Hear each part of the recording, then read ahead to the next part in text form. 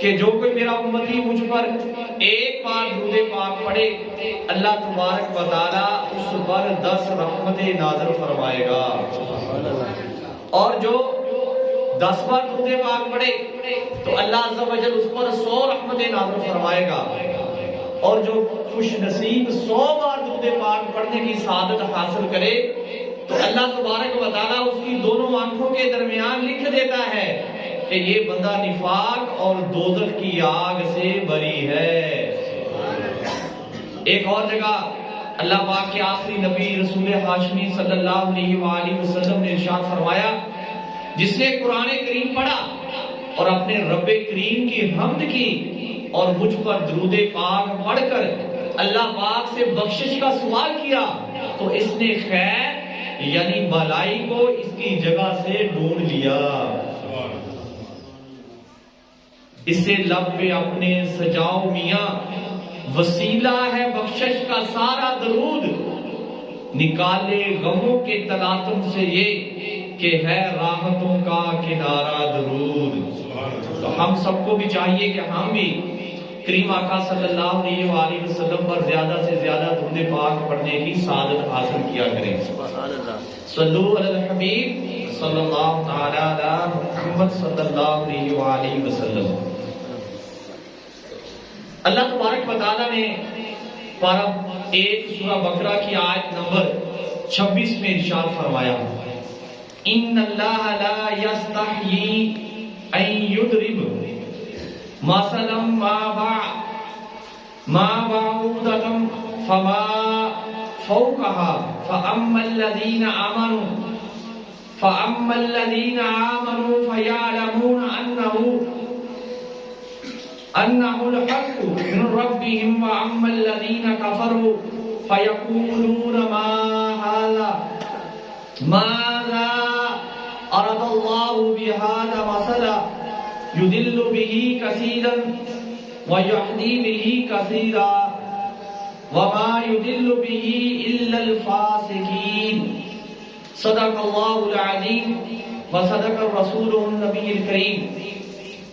پیارے پیارے اسلامی بھائیو، جو ہم نے پارہ 1 سورہ بقرہ کی آیت نمبر 26 سننے کی سعادت حاصل کی ہے، اللہ پاک نے اس میں غیر مسلموں کے ایک اعتراض کا جواب دیا ہے۔ قرآن کریم میں بعض مقامات پر غیر مسلموں کے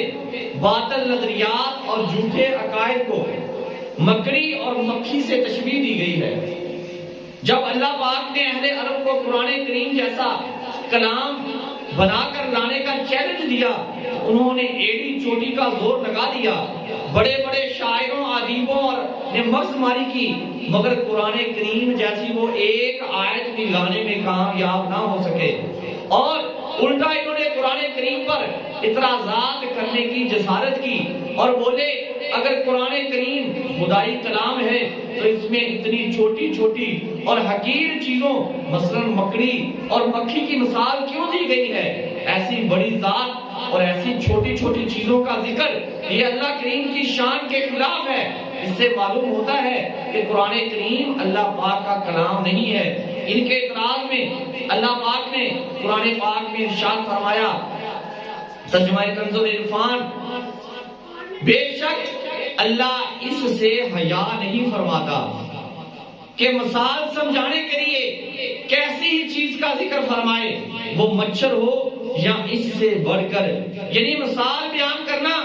بات سمجھانے کے لیے ہوتا ہے۔ کسی چیز کا جیسا حال ہوگا اس کے لیے ویسی ہی مثال دی جائے گی۔ اور پیارے پیارے اور میٹھے میٹھے اسلامی بھائیوں، چیز بڑی ہو یا چھوٹی، مثال چھوٹی چیز سے ہی دی جاتی ہے۔ مثلا بات کو سمجھانے کی بجائے الٹا اس بات پر اعتراض کرنا اور اس کو غلط اور بے جا کہنا، یہ میٹھے میٹھے اسلامی بھائیوں سمجھ سے بالاتر ہے۔ تو اللہ پاک نے کمال حکمت سے ان کا جواب دیا،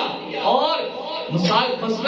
ان کو یہ تشبیہ دی گئی کہ جو کوئی آپ اعتراض کرتے ہو، یہ آپ کے تمام اعتراضات جو ہیں یہ مکھی اور مکھڑی کے جالے کی طرح چھوٹی چیزوں جیسے ہیں۔ ان کو ایک دم اللہ تبارک و تعالیٰ نے اپنی آیات کے ذریعے رد فرما دیا، یہاں تک کہ غیر مسلموں کے اعتراض کا جواب تھا۔ ان لوگوں نے قرآن کریم میں دی گئی مثالوں کو پڑھنے یا سننے کے ساتھ ساتھ دو گروہوں میں اپنے آپ کو تقسیم کر لیا۔ ان دونوں کا ذکر قرآن پاک میں ہے۔ اللہ پاک نے ارشاد فرمایا،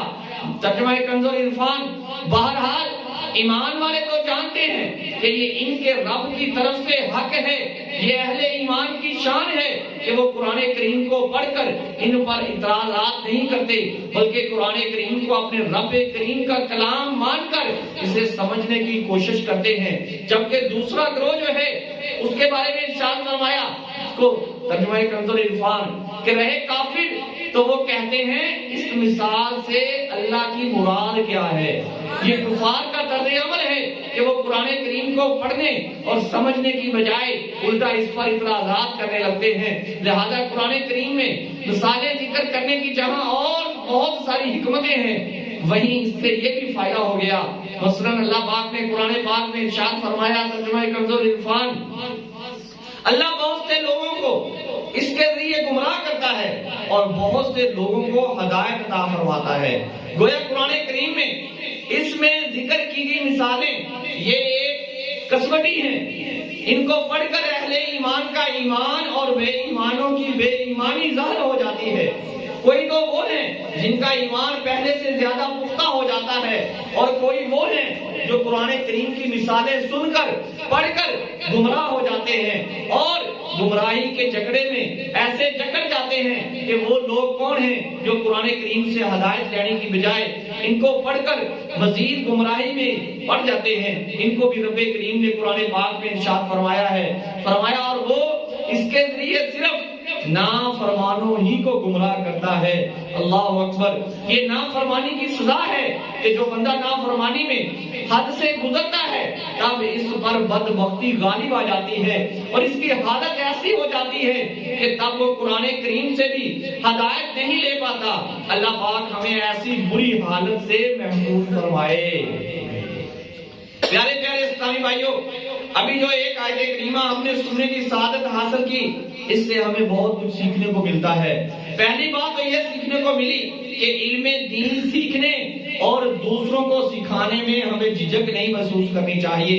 دیکھیے اللہ پاک نے ارشاد فرمایا، ترجمہ کنز العرفان، بے شک اللہ اس سے حیا نہیں فرماتا کہ مثال سمجھانے کے لیے کیسی ہی چیز کا ذکر فرمائے، مچھر ہو یا اس سے بڑھ کر مثال بیان کرنا علم کی بات سمجھانے کے لیے ہی ہے، اور ہمارا رب کریم اس سے حیا نہیں فرماتا۔ اگرچہ حیا کا معنی ہمارے حق میں کچھ اور ہے اور اللہ پاک کے حق میں کچھ اور ہے۔ بہرحال یہ مطلب تو وہ ہے جو ہمیں بھی اپنانا چاہیے۔ علم دین سیکھنے کی بات ہو،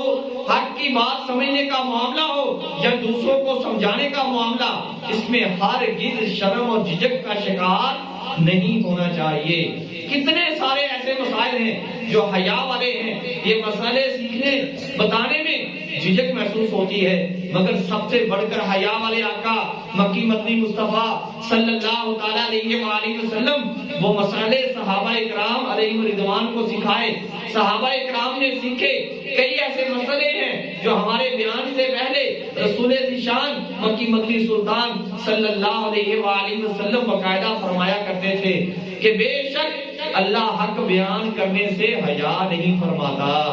لہذا میں بھی یہ دینی مسائل بتا رہا ہوں۔ ایک مرتبہ ایک صحابیہ رضی اللہ تعالی عنہا نے غسل سے متعلق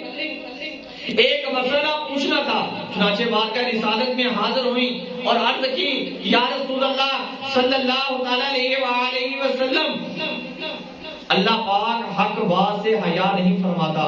لہذا میں بھی مسئلہ پوچھنے میں حاضر ہوئی ہوں اور حیا محسوس نہیں کروں گی۔ ایک دن حضرت ابو ہریرہ رضی اللہ تعالیٰ نے وضو ٹوٹنے سے متعلق دینی مسئلہ بیان فرمایا۔ یہ مسئلہ شرم جھجک والا تھا، چنانچہ آپ نے مسئلہ بیان کرنے کے بعد فرمایا، جو بات بیان فرمانے میں رسول خدا احمد مصطفیٰ صلی اللہ تعالیٰ علیہ وآلہ وسلم نے حیا نہیں فرمائی، بے شک میں بھی اس کے بیان میں حیا نہیں کرتا۔ مطلب یہ کہ ایسے دینی مسائل بیان کرنا بے حیائی نہیں بلکہ حیا ہے۔ اگرچہ یہ بے حیائی ہوتی تو ہمارے پیارے آقا مکی مدنی مصطفیٰ دو عالم کے داتا صلی اللہ علیہ وآلہ وسلم یہ مسائل ہرگز بیان نہ فرماتے۔ تو پیارے اسلامی بھائیوں، یہ ہمارے لیے درس ہے کہ غسل سے متعلق مسائل، وضو سے متعلق مسائل، ایسے ہی نکاح و طلاق وغیرہ کے مسائل اور دیگر دینی مسائل جن سے لوگ نا واقف ہوتے ہیں اور شرم و جھجک کے سبب ان مسائل کو سیکھتے بھی نہیں ہیں، یہ بہت غلط بات ہے۔ کئی ایسے گناہوں کا یہ سبب بن سکتے ہیں کہ اگر ان کو سیکھ لیا جاتا تو ان گناہوں سے بچا جا سکتا تھا۔ مثلا آپ نے جھجک کے حوالے سے سنا کہ آپ نے جھجک کے سبب غسل کے مسائل کسی سے نہیں پوچھے، نہ کتاب پڑھ کر درست طریقے سے سمجھے، تو آئین ممکن ہے کہ آپ درست طریقے سے غسل نہ کر پائیں، تو اس سے آپ کی نماز بھی نہیں ہوگی اور طہارت بھی نہیں ہوگی، تو یقیناً نماز اور دیگر عبادات کیوں کر ہوں گی؟ مسجد میں آنے کی اجازت بھی نہیں ہوگی، قرآن کریم کو ہاتھ لگانے کی بھی اجازت نہیں ہوگی، یوں آپ بہت ساری نیکیوں سے محروم رہ جائیں گے۔ اور پیارے اسلامی بھائیوں، بہت ساری صورتیں تو ایسی ہیں کہ اگر ہم دینی مسائل کو نہیں سیکھتے تو ہم گناہ گار بھی ہوتے ہیں۔ اس لیے ہمیں چاہیے کہ دینی مسائل سیکھنے میں ہرگز شرم و جھجک کا شکار نہ ہو۔ ایسے پوشیدہ مسائل علماء کرام سے علیحدگی میں رازداری کے ساتھ سیکھیے۔ اسی طرح والد اپنے بیٹے اور والدہ اپنی بیٹی کو اس طرح کے مسائل بتائے، سمجھائے، ان کی تربیت کرے۔ میٹھے میٹھے اور پیارے پیارے اسلامی بھائیوں، اس طرح انشاءاللہ الکریم حیا بھی باقی رہے گی اور بہت سارے دینی مسائل سیکھنے میں بھی کامیاب ہو جائیں گے۔ پیارے اسلامی بھائیوں، ہم نے سورہ بقرہ کی آیت نمبر 26 سنی۔ اس میں دو گروہوں کا ذکر ہوا ہے، ایک کافر، غیر مسلم۔ یہ جب قرآن کریم میں بیان کی گئی مثالیں پڑھتے ہیں یا سنتے ہیں تو اس پر اعتراض کرتے ہیں اور کہتے ہیں اس سے اللہ کی مراد کیا ہے۔ دوسرا گروہ اہل ایمان کا ہے، یہ خوش نصیب جب قرآن پاک پڑھتے ہیں، نیا سننے کی سعادت حاصل کرتے ہیں تو اس پر یقین کرتے ہیں اور انہیں حق مانتے ہیں۔ ان کے متعلق اللہ پاک نے ارشاد فرمایا، ترجمہ کنز العرفان، بہرحال ایمان والے تو جانتے ہیں کہ یہ ان کے رب کی طرف سے حق ہے۔ یہاں سے ہمیں ایک سبق سیکھنے کو ملتا ہے، وہ یہ کہ اچھا آدمی وہ ہے جو اعتراض کرنے کی بجائے بات کو سمجھنے کی کوشش کرے اور اس کے بعد ہمیں دوسروں تک یہ بات پہنچانی ہے، کیونکہ جو بات سمجھنے کی بجائے الٹا اعتراض کر دیا جائے وہ اچھا آدمی نہیں بلکہ غیر مسلموں کے نقش قدم پر چلنے والا ہے۔ ہمارے ہاں ایسے لوگوں کی برباد ہے جو بات کو سمجھتے کم اور اعتراض زیادہ کرتے ہیں۔ یہ قانون ہمیشہ کے لیے اپنی زندگی میں نافذ کر لیجئے کہ ہم نے سوال کرنا ہے، اعتراض نہیں کرنا، کیونکہ سوال کرنا یہ علم کی چابی ہے، جبکہ اعتراض کرنا یہ ہلاکت کا سبب ہے۔ دیکھیے اللہ پاک نے حضرت آدم علیہ السلام کی خلافت کا اعلان فرمایا تو فرشتوں نے بھی ایک سوال کیا، انہوں نے اللہ پاک کی بارگاہ میں عرض کی، جس کو اللہ پاک نے پارہ 1 سورہ بقرہ کی آیت نمبر 30 میں ارشاد فرمایا، ترجمہ کنز العرفان، تو کیا تو زمین میں اسے اپنا نائب بنائے گا جو اس میں فساد پھیلائے گا اور خون بہائے گا، حالانکہ ہم تیری حمد کرتے ہیں، تیری تسبیح بیان کرتے ہیں، تیری تسبیح کرتے ہیں اور تیری پاکی بیان کرتے ہیں۔ یہ فرشتوں کا سوال تھا جو حضرت آدم علیہ السلام کی خلافت کی حکمت جاننا چاہتے تھے، لہذا انہوں نے اللہ پاک کی بارگاہ میں سوال کیا۔ بلکہ یہی معاملہ شیطان کے ساتھ بھی تھا، حضرت آدم علیہ السلام کو خلیفہ بنانے میں کیا حکمت ہے یہ بات شیطان نے سمجھ نہیں پائی، مگر اس بدبخت نے سوال نہیں کیا، الٹا اعتراض کیا اور یہ بولا، جس کو اللہ پاک نے پارہ 15 سورہ بنی اسرائیل کی آیت نمبر 61 میں ارشاد فرمایا، کیا میں اسے سجدہ کروں جسے تم نے مٹی سے بنایا؟ اب یہ دونوں پہلو ہمارے سامنے ہیں۔ فرشتوں نے سوال کیا، اللہ پاک ان کے متعلق فرماتا ہے بلکہ فرشتے عزت والے بندے ہیں، شیطان نے سوال نہیں کیا بلکہ اعتراض کیا تو یہ ہمیشہ کے لیے مردود ہو گیا۔ اللہ پاک نے اس کے بارے میں ارشاد فرمایا، جس کو پارہ 23 میں صفحہ نمبر 77 اور 78 پر ارشاد فرمایا گیا، ترجمہ کنز العرفان، تو جنت سے نکل جا کہ بے شک تو دھتکارا ہوا ہے، بے شک قیامت تک تجھ پر میری لعنت ہے۔ پیارے پیارے اسلامی بھائیوں، معلوم ہوا اگر کوئی بات ہماری سمجھ میں نہ آئے، ہم کسی دینی مسئلے کی حکمت کو سمجھ نہ پائیں، تو اس کو سمجھنے کی کوشش کرنا عزت کا سبب ہے، لیکن اپنی کم عقلی سے اس پر اعتراض کر لانا یہ ہلاکت میں ڈال دیتا ہے۔ بخاری شریف کی حدیث مبارکہ میں ہے کہ ایک شخص تھا جو پیارے آقا مکی مدنی مصطفیٰ صلی اللہ علیہ وآلہ وسلم کی خدمت میں حاضر ہوا، کلمہ پڑھا، اسلام قبول کیا۔ اب یہ شخص نمازیں بھی پڑھتا تھا لیکن دیگر نیک کام بھی کیا کرتا تھا۔ سرکار علی وقار مکی مدنی سرکار صلی اللہ علیہ وآلہ وسلم نے اس پر مزید کرم نوازی کی، یہ فرمایا کہ اسے کاتب وحی بنایا، یعنی قرآنی آیات جب نازل ہوئی تو انہیں لکھ کر محفوظ کرنے کی اس کو ذمہ داری عطا فرمائی۔ یہ کتنا بڑا منصب تھا، کیسی نصیب کی بات تھی، مگر اس شخص پر بدبختی غالب تھی۔ اس نے قرآنی آیات کو اللہ پاک کا کلام سمجھنے کی بجائے اس پر اعتراضات اٹھائے، قرآن کریم کو اس کی مبارک آیات کو سمجھنے کی بجائے اس کے متعلق شکوک و شبہات کا شکار ہو گیا اور بدقسمتی سے اسلام کو چھوڑ کر دوبارہ کفر کے گڑھے میں کود گیا۔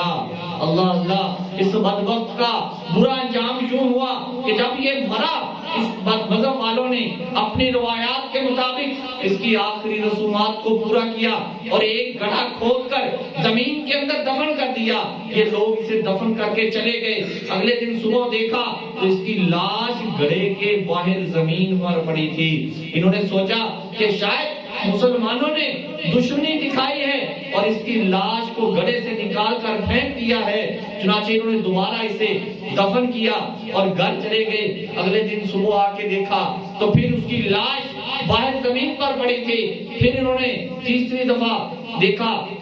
کہ اس کی زمین کے باہر لاش پڑی ہے، تو انہوں نے یہ جان لیا کہ یہ جو بدبخت ہے یہ اللہ پاک کی طرف سے اس کو سزا دی گئی ہے۔ چنانچہ انہوں نے اس بدبخت کی لاش کو ایسے ہی چھوڑا اور واپس چلے گئے۔ اللہ اکبر! اے عاشقان رسول، یہ ہے قرآن کریم پر اعتراض کرنے، اس پر یقین نہ رکھنے اور اسے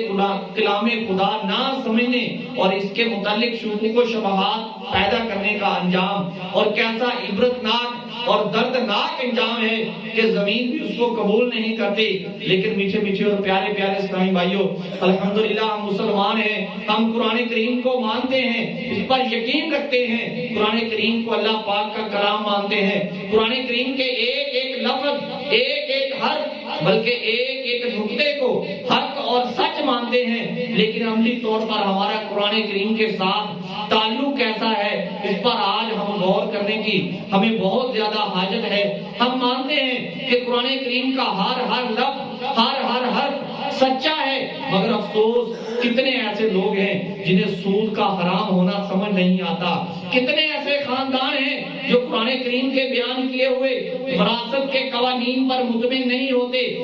بہت ساری عقل کے دشمن جنہیں قرآن کریم کے پردے کے معاملات جو ہیں ان پر تریمات جو ہیں وہ شکوک و شبہات نظر آتے ہیں، کتنے کو مسئلہ شفاعت سمجھ نہیں آتا، کتنے سارے ایسے ہیں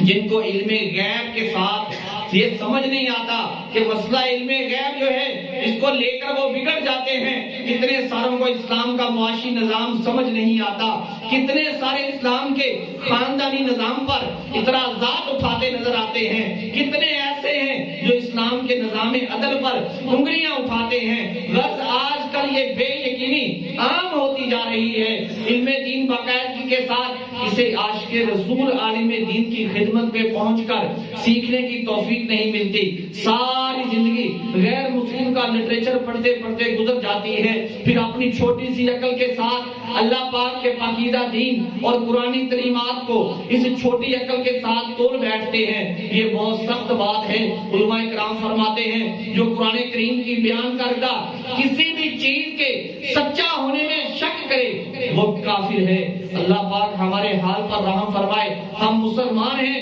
ہم جانتے ہیں، مانتے ہیں، ہم پر تو یہ لازم ہے کہ جو بات سمجھ میں آ جائے اس پر بھرپور طریقے سے عمل پیرا ہو جائیں اور جو سمجھ میں نہ آئے اسے سمجھنے کی کوشش کریں۔ اور اگر ایسی بات ہے کہ قرآن کریم کی ایسی آیات ہیں جو ہماری عقل سے اونچی ہیں تو اسے آیتیں متشابہات ہیں، ان کا علم ہمیں دیا ہی نہیں گیا، ان کے بارے میں بس یہی کہا گیا ہے۔ قرآن پاک میں اللہ پاک نے پارہ 3 سورہ آل عمران کی آیت نمبر 7 میں ارشاد فرمایا، ترجمہ کنز ایمان، ہم اس پر ایمان لائے، یہ سب ہمارے رب کی طرف سے ہے، یقیناً اسی میں عافیت ہے اور حفاظت ہے، اس میں دنیا اور آخرت کی بھلائی ہے۔ پیارے اسلامی بھائیوں، قرآن کریم ہمارا امام ہے۔ کوئی سائنسی نظریہ، کسی غیر مسلم کی ریسرچ، کوئی دنیاوی قانون، کسی فلسفی کی تھیوری اگر قرآن کریم کے خلاف ہے تو وہ تھیوری، وہ نظریہ، وہ ریسرچ، وہ ہم اس کو اوتھینٹک نہیں مانتے،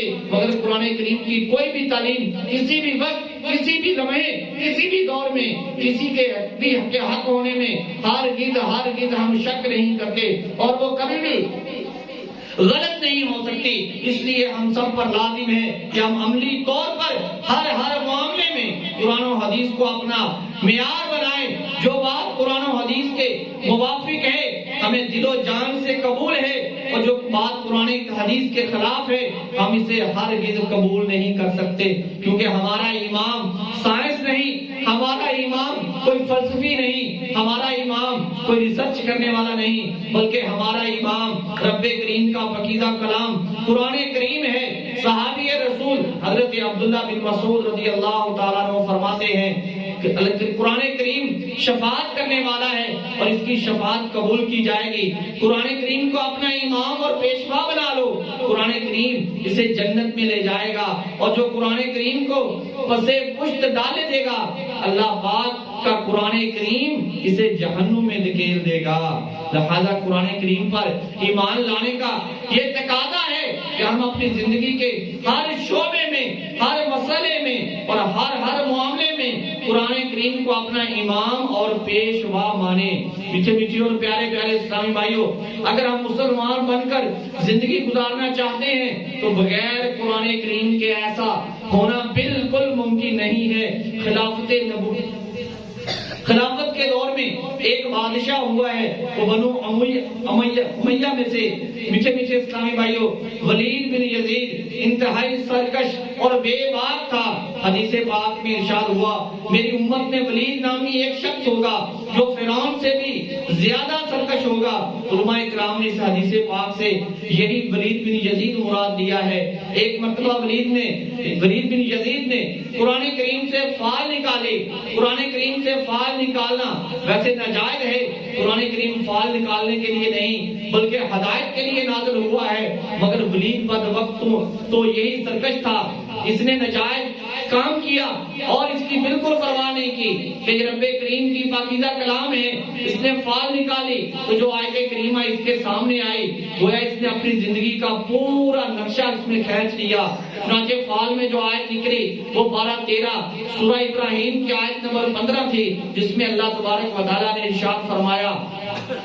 اور ہر سرکش ہٹ درم ناکام کیا گیا۔ ولید نے جب یہ آیت پڑھی تو اس پر اقتدار کا بھوت سوار ہو گیا اور وہ غرور اور تکبر میں بھر کر اس بد کلام نے معاذ اللہ قرآن پاک کو شہید کر کے بے ادبی کے ساتھ پھینک دیا اور کہا تو سرکش اور ہٹ درم کی وعید سناتا ہے، ہاں میں ہوں سرکش ہٹ درم ہوں، جب تو روز قیامت اللہ پاک کے سامنے جائے تو بتا دینا کہ میرے ساتھ ولید نے ایسا سلوک کیا ہے۔ تاریخ کے صفحات پر موجود ہے، اس واقعے کے چند ہی دن بعد ولید بن یزید کا سر کاٹ کر اس کے محلے میں لٹکا دیا گیا۔ اس کے چچا کے بیٹے نے اس کی خلافت کے خلاف بغاوت کی اور اعلان کیا کہ جو ولید کا سر کاٹ کر لائے گا اسے 1,00,000 درہم یعنی چاندی کے سکے انعام دیا جائے گا۔ چنانچہ اس کا سر کاٹ کر اس کے چچا کے بیٹے کے سامنے پیش کیا گیا۔ اس نے کچھ ہی دن کے بعد اپنا انجام دیکھ لیا اور اس کے سر کو اس محلے میں لٹکائے رکھا، پھر جو چوراہے میں لٹکا دیا گیا۔ کئی روز تک یہ معاملہ لوگوں نے دیکھا۔ پیارے پیارے میٹھے میٹھے اسلامی بھائیوں، ملے خاک میں اہل شاہ کیسے کیسے، مکی ہو گئے لا مکان کیسے کیسے کیسے ہوئے نامور بے نشان کیسے کیسے زمین کھا گئی نوجوان کیسے کیسے جگہ جی لگانے کی دنیا نہیں ہے یہ عبرت کی جا ہے تماشا نہیں ہے ان کا انجام جو قرآن کریم کو اپنے پیشوا نہیں مانتے معاذ اللہ یہ اللہ تعالیٰ کی آیات کا مذاق اڑاتے ہیں بطور مسلمان ہمارے ایمان کا تقاضا ہے کہ ہم ہر معاملے میں قرآن کریم کو اپنا پیشوا اور امام مانیں اس سے ہدایت کا نور حاصل کریں اللہ کریم ہم سب کو توفیق عطا فرمائے پیارے پیارے اور میٹھے میٹھے اسلامی بھائیوں ہم سب کو چاہیے کہ ہم قرآن پاک کی تلاوت کیا کریں قرآن پاک کو سمجھنے کی کوشش کریں اللہ پاک نے ہمیں قرآن پاک میں جن کاموں کا حکم ارشاد فرمایا ہے ان کو کرنے اور جن سے بچنے کا ارشاد فرمایا ہے ان سے بچنے کی بھی ہم کوشش کرتے رہا کریں انشاءاللہ کریم ایک دن ایسا آئے گا کہ ہم خود بھی عمل کرنے والے بن جائیں گے اور ہمارے چھوٹے جو ہیں وہ ہمیں دیکھ کر عمل کرنے کی سعادت حاصل کریں گے پھر کسی میں ہمت نہ ہوگی جب ہم خود باعمل ہوں گے کہ وہ قرآن کریم کے بے حرمتی کر سکے قرآن کریم کی توہین کر سکے ہمارے اللہ پاک کے پیارے کلام کو وہ کسی قسم کی ناپاک جسارت کے ذریعے کم عزتی میں لے آئے تو میٹھے میٹھے اور پیارے پیارے اسلامی بھائیوں ہمیں اپنی کمزوریوں کو دور کرنا ہے اپنی بے عملیوں کو دور کرنا ہے اور ہر روز ہی نیت کر لیجئے کہ انشاءاللہ قرآن کریم کو پڑھنے کی سعادت حاصل کیا کریں گے پھر دیکھیے گا ہمارے رزق میں بھی برکت ہوگی ہماری عمر میں بھی برکت ہوگی اللہ پاک ہمارے گھروں سے ناچاکیاں بھی دور فرما دے گا اور انشاءاللہ عز و جل اس کی برکت سے ہماری آنے والی نسلیں بھی سمجھ جائیں گی اللہ کریم کی بارگاہ میں دعا ہے کہ اللہ پاک ہمیں جو کچھ سنا اس پر عمل کرنے دوسروں تک پہنچانے کی توفیق عطا فرمائے آمین بجاہ النبی امین وصلی اللہ تعالی علیہ وآلہ وسلم الحمدللہ دعوت اسلامی کا پیارا پیارا اور میٹھا میٹھا مدینی ماحول جو ہے وہ ہمیں یہی